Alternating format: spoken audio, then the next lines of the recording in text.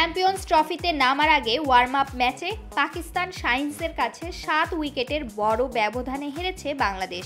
তবে সেই ম্যাচে বল হাতে বেশ হিসেবে ছিলেন টাইগার স্পিনার রিশাদ হোসেন। গত কয়েক বছর ধরেই দুর্দান্ত খেলে যাচ্ছেন তিনি, তাই তাকে নিয়ে স্বপ্ন দেখছেন টাইগার অধিনায়ক নাজমুল হোসেন শান্ত।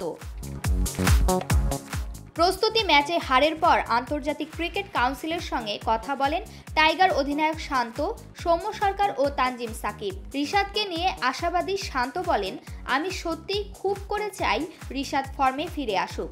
দলের রিস্ট স্পিনার সে, যদি সে ভালো বল করে আমাদের দল ভালো করতে পারে, কারণ আমরা জানি পাকিস্তানে খুবই ভালো উইকেট থাকে। রিস্ট স্পিনার এই টুর্নামেন্টে খুবই গুরুত্বপূর্ণ হবে। আমি রিশাদের পারফরমেন্সের দিকে তাকিয়ে আছি, কিভাবে সে এই টুর্নামেন্টে বল করে। দলের উদীয়মান পেসার তানজিম সাকিব বলেন, আমার মনে হয় রিশাদ হোসেন আমাদের লেগ স্পিনার অলরাউন্ডার, আমাদের জন্য বড় ভূমিকা রাখবে। সে সবসময় ব্রেক থ্রু দেয় এবং ব্যাট হাতে আমাদের প্রয়োজনের সময় রানও করেছে। রিশাদকে নিয়ে বড় স্বপ্ন দেখছেন সৌম্য সরকার।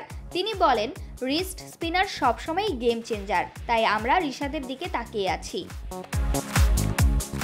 এবারের চ্যাম্পিয়ন্স ট্রফিতে আগামী 20 তারিখ ভারতের বিপক্ষে ম্যাচ দিয়ে শিরোপা অভিযান শুরু করবে টাইগাররা। পরের ম্যাচে নিউজিল্যান্ড ও স্বাগতিক পাকিস্তানের বিপক্ষে মাঠে নামবেন তারা।